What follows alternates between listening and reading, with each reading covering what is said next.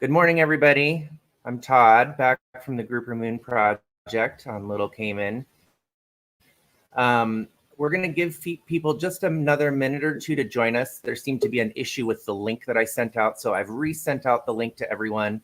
If you're currently watching from YouTube and you're a classroom teacher with students, please, hi, Island Primary, thanks for being here. And thanks for being here, John Gray. But if you're on YouTube and you want to pop back over and join us in the live stream, there we go. Now I see you. Keep on coming. All right.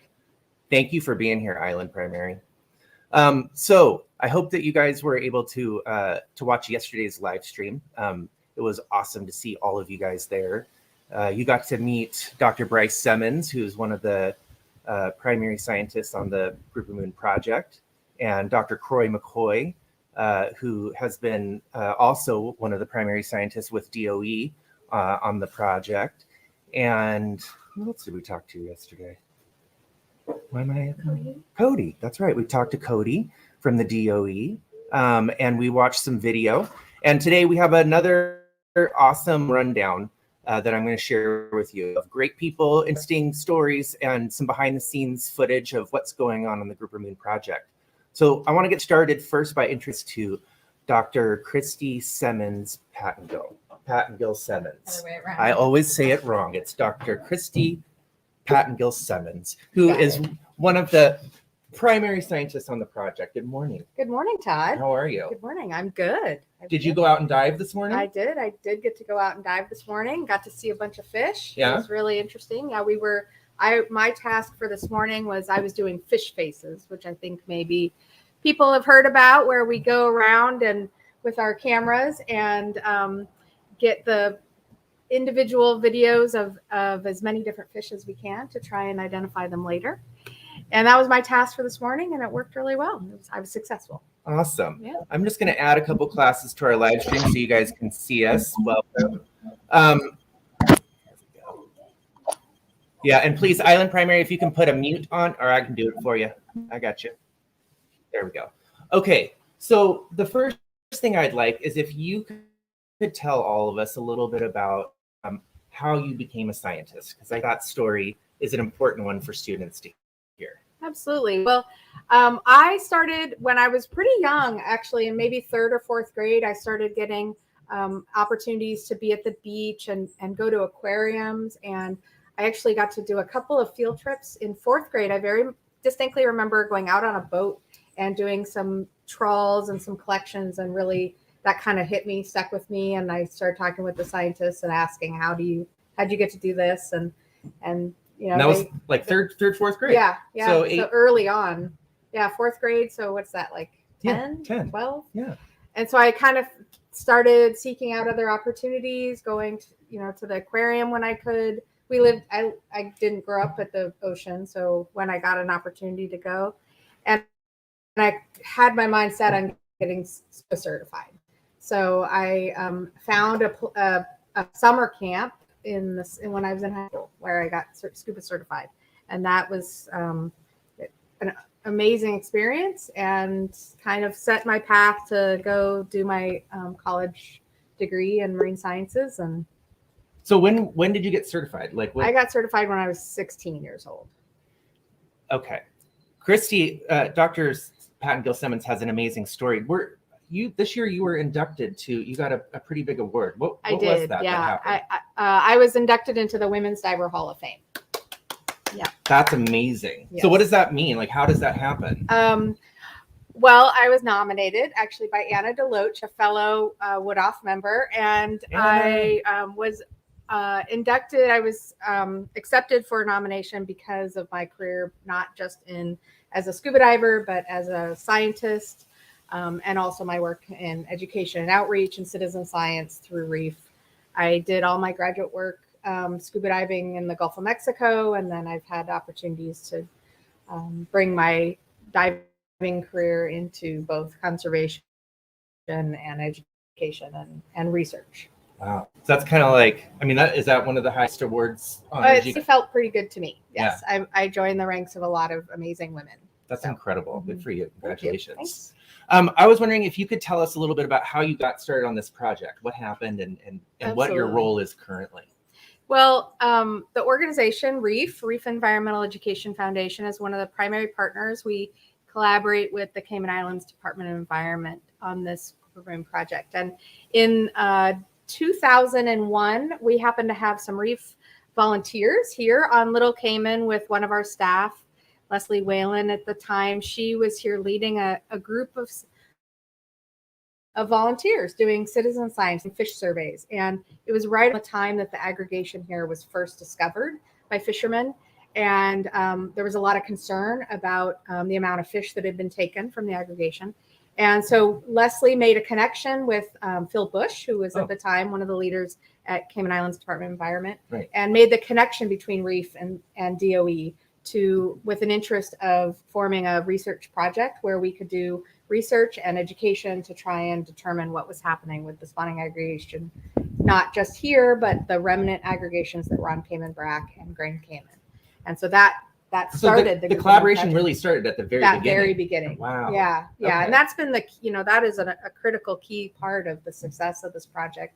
Is it's not just one group, but it really takes a whole village of people, the scientists and managers over at DOE, us at REEF, and then we've brought in academic partners like you met yesterday. Bryce is from Scripps Oceanography.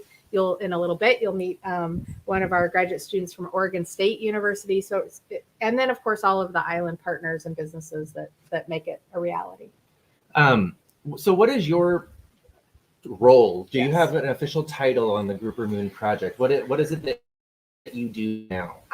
My role would it's the lead project managers. I help with a lot of the logistics of it's a lot bringing 12, 15 people all together to do this work each year. So just trying to make sure everybody's got the right travel arrangements, the time, the equipment necessary to be able to get here to field this effort. That sounds like an enormous amount of little details you have to be in charge of. It's fun. I've raised 3 kids, so lots of details. I'm used to the juggling and then having an opportunity to help with the science and forward thinking on what we're going to do next with this project and making the connection between the science and the educational program and the conservation impacts. We've worked through the years with documentarians, gotten a couple of field film programs, which you guys have access to on the blog. If you haven't already watched them, I'll make sure you guys get the links for those again. Before we let you go, can you talk a little bit about what you mean when you say citizen science, and if some of the students out there might be interested in becoming involved, if you could. So citizen science, probably the most common use of that term would be in the bird watchers, people who go out and keep track of what they're seeing and submitting it into some sort of central database that then gets used for other reasons, often for science or conservation, but sometimes for educational programs. So citizen science or community science is another word, collaborative science. All those fall under the umbrella of projects that allow people who aren't necessarily trained as a scientist participate in a data collection effort that then goes into a larger program. I think that the citizen science is really critical for projects like this and what you guys are doing. But what was the inspiration birding, or what was it that made you think, okay, we need to get people involved in this, not just scientists? Yeah, the co-founders of REEF, so that's where REEF started, we developed a fish watching program, very similar to bird watching, engaging divers and snorkelers, anybody who wanted to, young, old, scientists, not scientists, any didn't matter your background. If you had an interest in learning the fish that you were seeing while you were in the water, you could keep track of the fish that you saw and about how many each and submit it into the REEF database. And that's been ongoing almost 30 years. 1990 was the very first 30 years. 30 years. So, and ongoing all over the world now. And the idea behind that came from our co-founders, actually, Paul Heumann and Ned Deloach. They are marine life authors and photographers, and they were working on their very first book, when they realized their fish ID, like a field guide, Mm-hmm. they realized how little was really known about where everything was found and Right. habitats. And, you know, a lot of scientific literature just didn't exist for most species. So they felt like, why can't, you know, we've got hundreds, thousands of divers and snorkelers every day in the water. They're interested, they're keen on getting, you know, more knowledge. And so that was the pairing. So Paul and Ned reached out to the scientific community, and you know, that was kind of the birth of the REEF program. So how many citizen scientists do you Yeah. have out there collecting data for you? We through the years, we've had over 16,000 volunteers have participated and submitted surveys. Over 250,000 REEF surveys are in Wow. the database now, which means, you know, regular everyday people, like I said, young to old and everything in between, doing REEF surveys all over the world. And those data are very valuable. They get used all the time to help us understand population trends or the impacts of a protection or a disease. That's been one recently where disease has impacted a species, and the data, because it's, you know, there's eyes and ear, the citizens' eyes are everywhere, you know, Right. so we've got a lot of data, way more than would otherwise be available. So if there were students out there that were thinking, well, I could do that. I go out diving. I could try to. So how would they do that? Yeah, it's really easy. They can just go to the REEF website, reef.org, and just go to the Volunteer Fish Survey Project section. That's what the project's called. Okay. And yeah, it's free to participate, and there's information on there. There's Quizlets and webinars and fishinars, we call them, fish ID classes. So you can actually go and watch those for free online. Yeah, lots of resources. So that's so cool. So I'll be sure to post that information for you guys on the blog if anyone's interested in joining. And if anyone has questions for Christy, you're welcome to either put them in the chat, or you can raise your hands and I can pull you up on the screen and you can ask. And if you can't think of a question right now, she'll be here the whole time. We can bring you guys back. Yeah. All right. So thank you so much for being here. I'm going to have you just hang out here for a minute, and then I'm going to introduce the next person. All right. Sorry. Here we go. It's all right. Okay. So next we're going to meet the graduate student from Oregon State University, and her name's Janelle. And she's coming right now.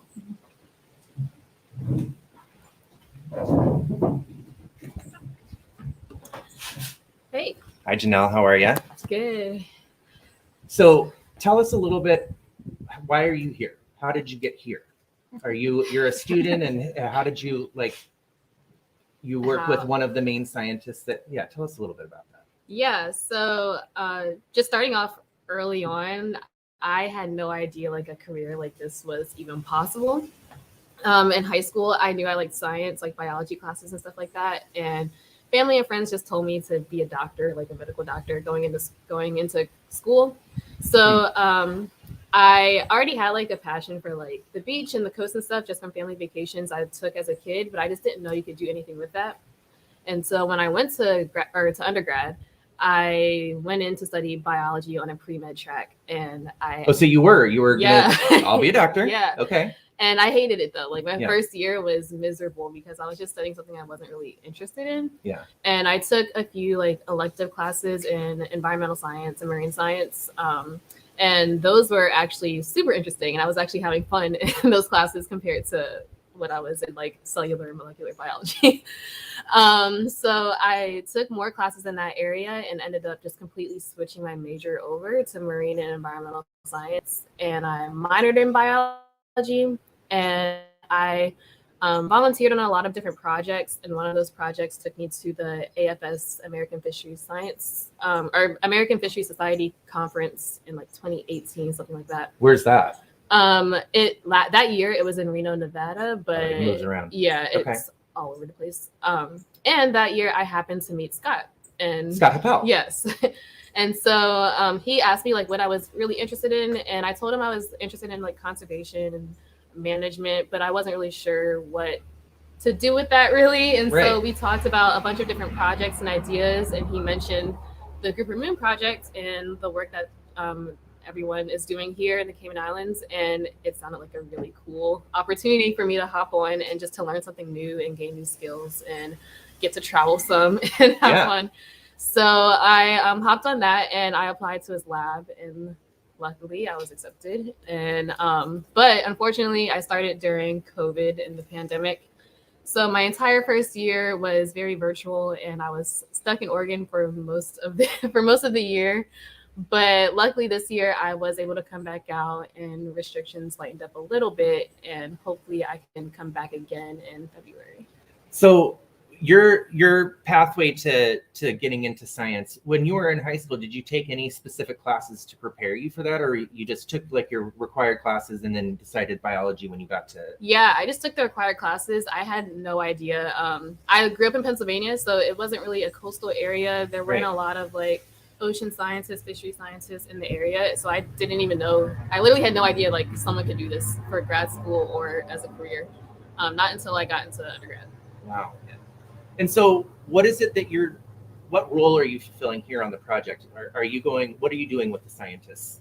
Yeah, so I'm assisting in like the bigger things. Like I was doing fish faces earlier today, but then So fish faces, like we talked about yesterday, is the facial recognition technology they're using to identify the different fish, right? So you were doing some of that? Yes, earlier today. And then I also helped download all of the videos that everyone collects at the end of the dive. But more specifically, my project is looking at the early life history stages of grouper and seeing the impacts of climate change or increasing temperatures on the development of the like larval stages and eggs and everything, and seeing like what's really happening. So what is like, sorry, I'm trying to get us both. You're good. How do you do that? I mean, I noticed you have like a lab that you've set up in one of the rooms. Can you tell us what you put in there and what you plan to do? Yeah, so basically we have these huge black bins or tubs that are separated by different temperatures where we're the larvae at. And so it's ranging from like current variability, which is like 25 to 27 degrees Celsius, and then at elevated temperatures of 29 to 31 degrees Celsius, which is kind of expected in the next like 100 years or so for like natural conditions. And so what'll happen is once spawning starts, hopefully this month, we'll collect a bunch of fertilized eggs, and they'll be separated individually into. How will you collect the eggs? Oh, they basically just go in these Ziploc bags. Oh, so there's no fancy scientific tool as the Ziploc baggie. Yeah. Right? Essentially, yeah. And so we'll bring those back and separate them into the different bins in the lab, which is really just like a room that we're seeing. So what do you have in the lab? Like, what are the tools that you need in order to study, to grow them from egg and to study what happens? Yeah, it's just some typical aquarium stuff. So like water heaters, temperature readers, air pumps. We have separate like cups to kind of like deal with a smaller portion of larvae in each bin, and water, obviously. And how long? And so you'll collect the eggs. Will you put some in different temperatures? Is that the idea? Yeah. To see how the temperature affects their growth. Yeah. How long does it take before you'll be able to see results from that, or like will you see that right away? You could see results. Well, it depends. So the goal would be to do it over 7 days, but you can see changes up to like 2 or 3 days, depending on like, well, that's kind of like one of the questions I'm looking at, is like seeing how much genetic variability is going across like larvae reared from different mothers, just to see like, is there, let's see, like if we keep the gene pool as large as possible, if we conserve the species and keep it as huge as possible, having that genetic variability, is there hope for like the species to kind of combat climate change on their own, or is it? So the idea is really like to look at all the like as much of the different genetics as you can to see, because if we have more genetic pool, then there's a higher chance that some are going to survive the temperature increase. Yeah. Is that the idea? Basically, yeah. So like with increasing temperatures, we kind of already know mortality is going to increase a lot, but there's also an increase in variability in that mortality. So we're just trying to much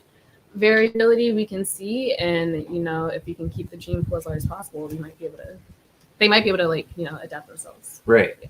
And so you mentioned a second ago, it was your question, and I know a lot of you guys in science when you're doing labs, you're guided by a question that you're researching. Is that the question? Like, do you have just one question that you're focused on that's leading your part of the project, or is there more than that? That's like the biggest question, I would say. What are the effects of increasing temperature on like A variety of stages? Yeah, and so one way to answer that is through like this genetic exploration. Right. Yeah. That's exciting. So do you have any predictions? Do you think you know what's going to happen? Well, I think possibly possibly that we will see like a huge amount of variability with like species, and with increasing. So when you say a variability, like some will be okay and some won't, like, or yeah, some will survive longer than others, and well, hopefully, I'm not sure. That's your guess. Yeah, that's my your guess. Prediction. Yeah, and I'm not sure, but so I'm looking specifically at heat shock proteins. What is that? And it's basically like heat shock proteins. Is that what you said? Okay. Mm-hmm. And so they're basically proteins that are expressed in reaction to environmental stressors. Right. And so one of those stressors would be increasing temperature. And so those that are like more, I guess, resilient to increasing temperatures will have higher expression of heat shock proteins. That's what I'm expecting. But not every fish will have the same like resilience, and so they may not express like the same amount of heat shock proteins as another. And so I think like that variability will increase a lot with increasing temperatures. Right. Yeah. So would it be okay if I came and took some photos of your lab and posted it on the blog so kids can see what you're doing? Yeah, hopefully we can get some fish in soon. Yeah. And that'll be more interesting to take. That'll be great. Yeah. Okay, cool. Well, thank you so much for being here. We have a question here. Jackson would like to ask, thank you for the question, Island Primary, and anyone else that has questions, you guys are welcome to put it in the chat, or if you just raise your little hand, I can add you to the screen and you guys can ask your questions that way as well. But the question from Jackson is, how many eggs are you trying to collect? Like, is there a sample that you think amount that you want? It's gonna be a lot. I can tell you like that. More than 10? Definitely a lot more than 10. So each day I'll likely be removing, I think it's like 100 or something eggs per treatment, because I have to remove eggs that die, some eggs for just like development measurements or like physiological measurements, and then some eggs for the genetic analyses. And it's about like 20 or so for each. And then I have to do that for each temperature. So it's way more than 100. But and then hopefully I can do it for 7 days. But right now it's not looking like it'll be 7 days. So for why not? Many days? Just because they haven't spawned yet. Right. And I'm not sure. Hopefully in the next couple of days they will. Right. So that'll give me at least a good like 4, maybe 5 days to get. But yeah, we'll see. And don't worry, you guys, about them taking eggs, because the fact is that most of those older female Nassau grouper, each of them produces hundreds of thousands of eggs when they spawn. So, the small sample survey that we take is really minimal. Yeah, in comparison. And a lot of them probably won't survive anyways, so it's okay. Yeah. Yeah.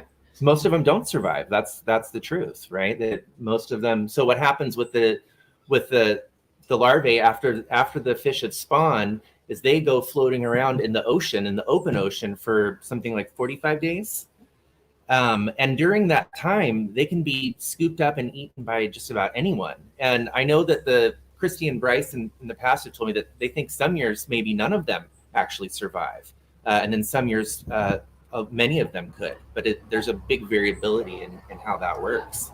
Okay, well, thank you so much for being here. Thank you guys for the question at Island Primary. Awesome, you rock. Thanks, Janelle. Okay, awesome. There we go, my white balance. I just want to make sure you can see us. So next up, we have another scientist. Her name is Alli, and I'm going to introduce you to her right now. There we go. Hi, Alli. Hi. So can you tell us, who you are and how you got involved in science? I'm Alli Candelmo. I always loved science. I always loved being outside in the ocean. Where did you grow up? Was New it Jersey. New Jersey? Yeah. Spent a lot of time on the beach. Knew I went into undergrad wanting to do science, but honestly, I switched my major like 5 times through undergrad, bounced between a bunch of engineering majors, and I hope you guys are hearing a common thread here. That it's okay to not know exactly what you want to do. You can change, right? Yeah. I have a similar to what you said. I ended up a chemistry degree, but I did my minor in ecology, and I really loved the ecology classes a lot more than any of the other science classes. Is that like ecology? What's Just, that focused on? It focuses on population dynamics, survival of species through any plants, marine life, animals. So you can kind of choose which ecology you want, but more of an ecosystem. I like the, more of the ecosystem approach. Mm-hmm.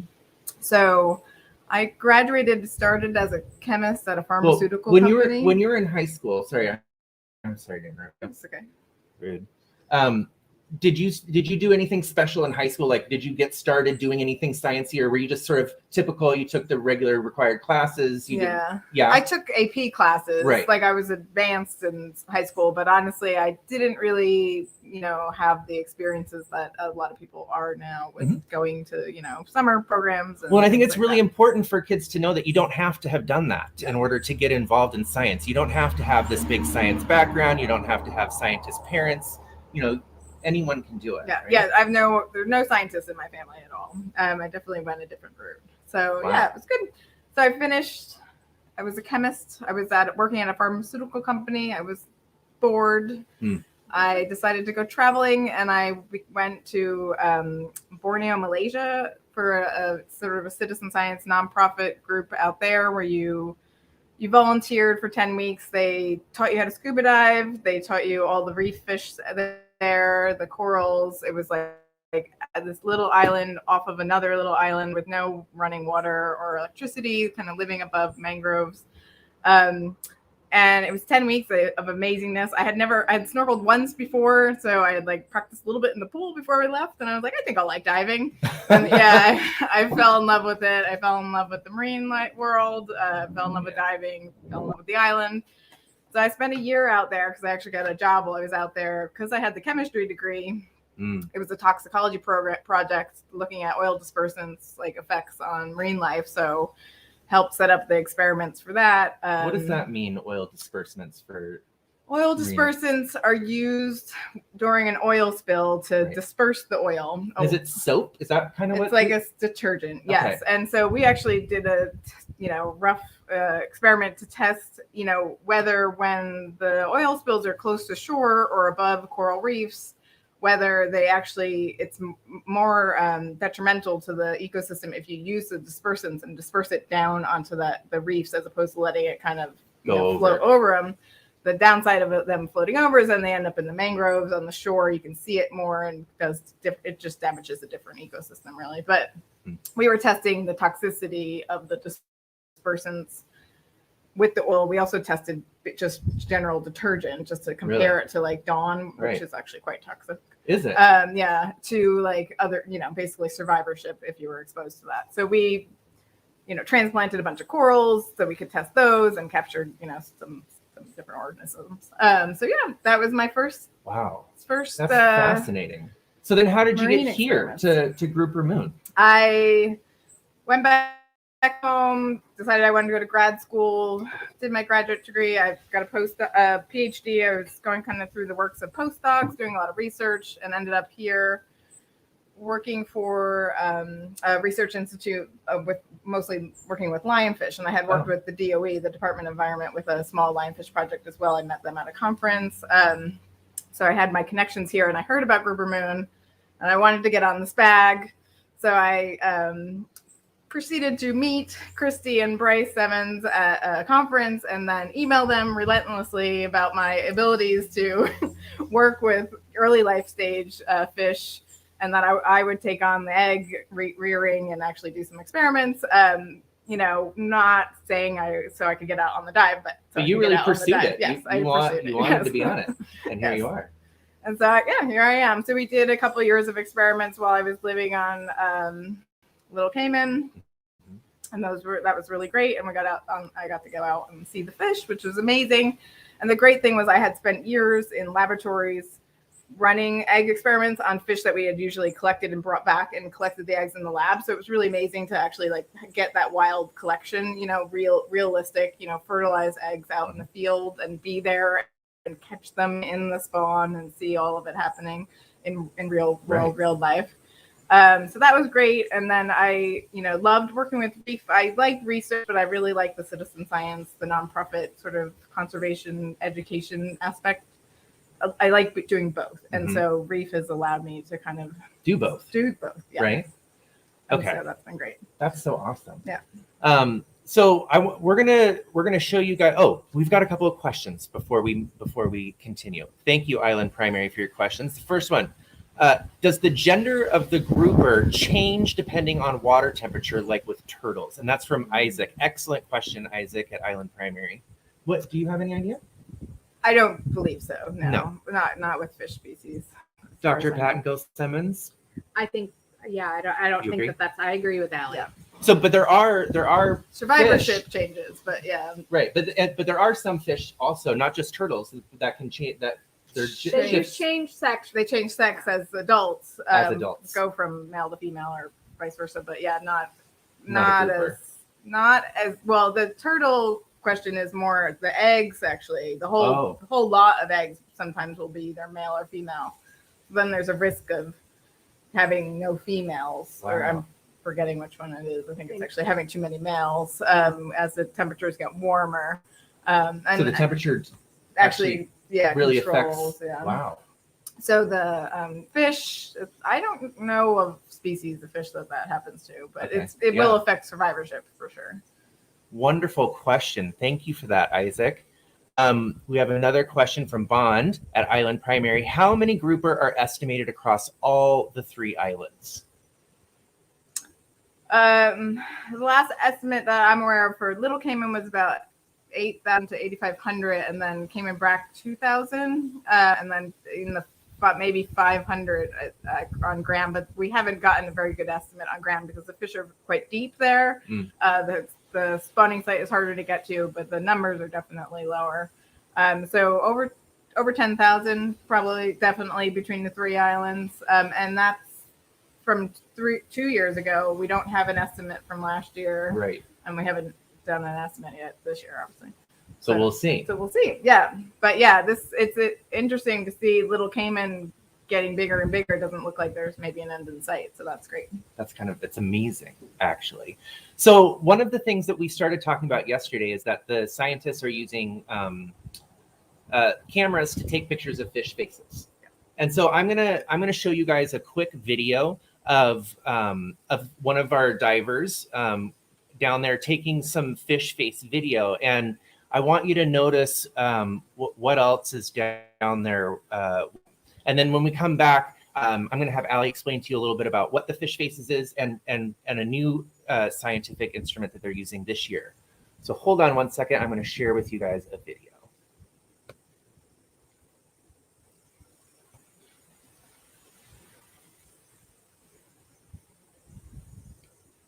Maybe. Hold on. One sec.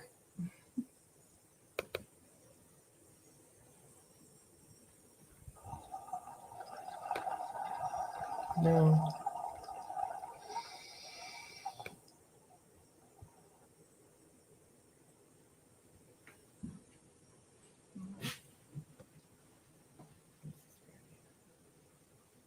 Thank you for being patient while we experience technical difficulties. How can I make this small?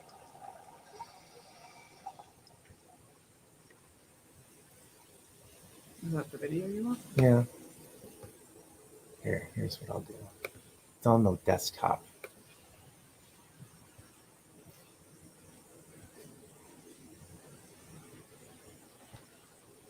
There we go.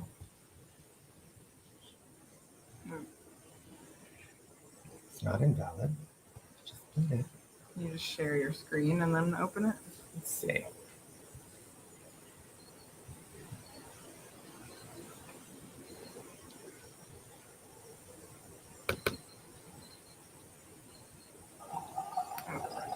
If you go up here, No, I know. It's not. what about view?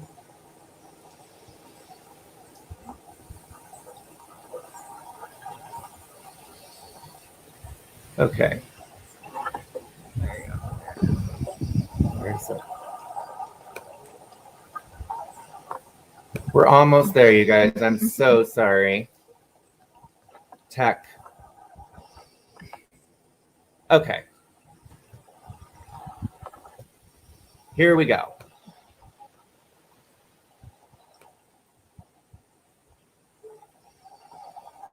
All right. So can everyone here, if someone in the chat can tell us, are you guys able to see that video? It looks like it's showing. I just want to be sure. Yeah? All right. I'm going to think that's a yes. So here is video from the actual spawning aggregation site that was taken yesterday. And the diver's house is out there doing fish faces. So what's he trying to do here? So we're trying to capture a good shot of both sides of each fish if possible. So you get, it's the full left and right side of the fish. And then, but any image is fine as long as it's close enough. So there's a high enough resolution so you can see all of the different patterns that are along the fish, and it's in the face, but also in the tail end with the different spots of, white blotches, all the little dots that are within the brown bars. We've developed with another nonprofit called WildMe, a platform called Grouper Spotter, which is we're uploading images to, and those images basically get matched to each other, and so then we can match the same individual of grouper, NASA grouper for now, between years, between dives, between sites, with the end goal of having a whole repository of all of these images that can then be matched year to year, so we can do size estimates through a mark recapture modeling technique, also track individuals over time, and track changes in individuals, changes in population structure, and maybe movement of individuals from site to site. So different behaviors of the individuals as well. And then we're seeing some other species down there. What are you guys? What else are you seeing out there besides just the Nassau? So the whole, well, we've got a green moray right there that keeps popping up, and sometimes they'll actually hunt together with the Nassau's. Well, the Nassau's benefit more, I think, than the eels do. The eels tend to chase stuff out of holes. The Nassau's just wait to scoop them up. So they actually work together. They work together, yeah. Ish, yeah. Sometimes you'll see, Nassau's black. I think when we were in Cuba, the hole was a green moray hunting around with like a black grouper, a Nassau grouper, yellowfin, all tucked in there, basically all chasing around the same other small fish under there. So is that called nuclear hunting when they work together like that? Yeah. Okay, so I'm gonna exit this really quick so you guys can see us again.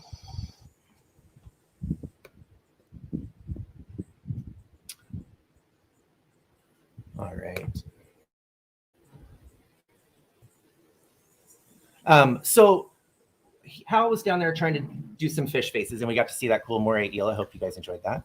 I'll post some more really cool stuff that we've seen out there on the blog later today. Don't forget to check the blog every day. We're putting up stuff for you guys to see and read and check out. Now, Hal was just using I think a little GoPro camera, which probably a lot of you guys have seen. It's about this big. But you guys have started using something different. We're going to stand up and I'm going to actually, I'll hold it and you can talk about it. So this is what the setup looks like. And you're holding it kind of like that. This. Yeah. So over the past couple of years, we've integrated stereo video technology into the research project here. So that means there's a camera. So we've got a paired set of just GoPros on this setup, and the cameras are set a known distance apart at a known angle, and by pairing those cameras together, you can kind of synchronize their videos. The angle, so you can get what's called a depth of field image, where then the size of the image that's captured by these paired cameras can be calculated through software program. And so by being able to do that, we can capture thousands of length images of fish out there, not just Nassau grouper. We could measure all of the fish. Eventually, we're actually trying to make this system smaller, so it's really just in one hand. So the kind of cameras are within one housing, and so we can include it in some of our science work, but also we're trying to also make it more automated. So the lengths actually get measured by a computer within the camera itself. Right now, there's a lot of manual post-processing you have to go through and still measure the lengths individually, but still can get thousands more than we used to. Why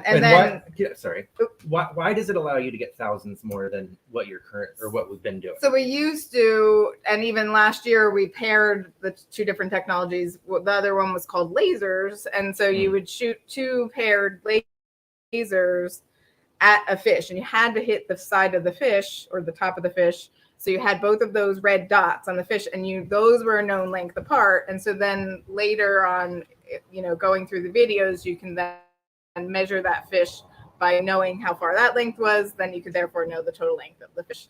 This allows us to every fish that's captured, as long as it's at a decent length angle. It can't be front on. It's got to be at least some relatively perpendicular. You can get the length of that fish. So you increase our sample size by tenfold. Ultimately, we used to get hundreds of fish per year for length measurements. Now we can get thousands. And the benefit of that is that it allows you to do a really nice size distribution structure of the population. What does that mean? So you can basically see what the range of sizes are, how many small ones, how many large ones. You can see if the large ones are getting bigger and if we're getting pulses of new recruits into the population. Recently, there's been a couple, where you look at the size distribution and there's two humps to that graph, which lets you know that you had a really healthy recruiting period. And that lets us know that the conservation efforts are working and the fish are actually recruiting into that population. So the spawning is successful, the fish are surviving, and they're coming in and that they're growing. Why does it matter the length? Like why is that something that you guys need to measure and use that for your data? What is that? So the length lets you estimate biomass of the population. It lets you estimate how much the spawning capability of the population. If you only have small individuals, the bigger the fish, the more eggs they spawn.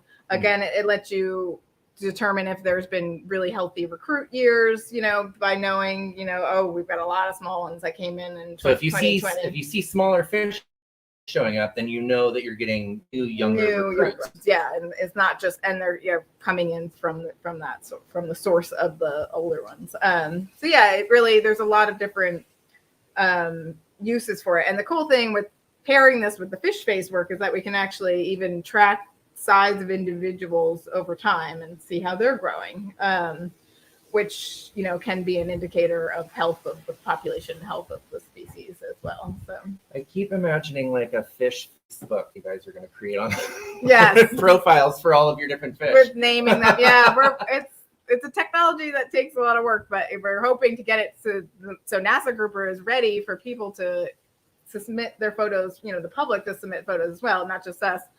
Throughout the range. They're not just in Cayman, everywhere that Nassau grouper are. And then we'll introduce new grouper as well. And then maybe all fish species, but not yet.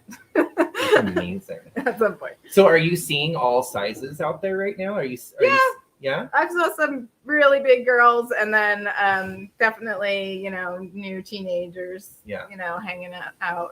The population is, today I think we estimated maybe 2,500. So they're very spread out on the reef and a lot on the bottom. So it's really hard until they ball up to really get a good, accurate estimate of what's there. So they're not always in that big ball that we see. Like we like to show you guys the video of all of them. They're in a big mass and they're all hanging out. And that's not how they always are out there. No, they'll do that in the afternoon dives as it gets closer to spawning, and then on the evening dives they'll be up. But in the mornings, even when they're spawning, you see them scattered all around the bottom, getting cleaning stations, just resting. Just laying, really just like laying on their sides, relaxing, but getting cleaned. And why do they need to go to a cleaning station? So they have parasites. Ultimately, that's what the cleaning station is, and just pulling off dead skin and things like that. And so in an event like this where all these fish are getting together, you're probably transferring more things and Right. go in and get it cleaned out. So they're hunkering up down in the sponges and the sea fans, and other smaller fish are like plucking dead skin and parasites off of them. Yeah. I mean, they rub up against divers as well, probably for that same reason. Oh, really? Rub off some stuff. They're not just trying to get you to pet them. Not really. No. Yeah. I mean, there are friendlies out there for sure, but that's probably why they're doing it. You know, could you scuff off some of this stuff? They are also hunkering down. The current's up a little bit right now, so they're tucked in, definitely out of the current. There's no point in wasting all that energy swimming around when it's not quite the spawning night yet, but we'll see. There was more banded off the wall today than there were yesterday. So, and that does that indicate like maybe getting closer to spawning? Yeah, I think there could be some practice bursts at least tonight, if not a few. That's going off. Yeah. Awesome. Yeah. Thank you so much for coming and talking to everyone. You're I welcome. hope you guys enjoyed meeting Alli. If any of you guys have any questions, you're welcome to put them in the chat. But thank you. Yeah, thank I you. really appreciate it. Thanks, guys.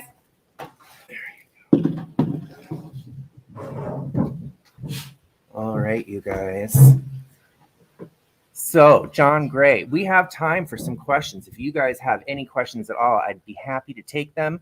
Or Island Primary, if you guys have questions, I'd be happy to take them. While you're thinking of that, I just want to remind you guys that we're posting on the blog, Groupermoon at Edublog, or groupermoon.edublogs. And I post that, I send the emails out to all your teachers. You guys should have that, and you should be able to look at it at school as well. You're also welcome to share that with your families. You can look at it from home. You can encourage your families also to watch these live streams. They're all going to be, they're all on REEF's YouTube page, which is called We Speak Fish. So please feel free to check that out. You can go home and show your folks what we did and talk about it. The other thing that I want to remind you guys is that tomorrow is our live underwater live stream. So we will be going out. We'll be going out to do a dive, and we're going to take you guys underwater, and you're going to see all the amazing fish on Bloody Bay Wall here on Little Cayman. I'm really excited for that. I hope that you guys are going to be able to join us. And it looks like Jackson has another question. Jackson asks, how many divers do you have out there this week? Are there other scientists on hand? I'm gonna ask Dr. Pattengill-Semmens to come over here and tell us a little bit. So who you got out there? Yeah, great question. So we have our team that came in from various places, mostly from the States. There's 12 of us. And then we've also got our Department of Environment partners. So they have, I think, 8 to 10. So between all of us, we're probably about 22, our field team this year. We increased the population of this island significantly. Yes. Yeah. And so our field plan, we're basically doing about 3 dives a day.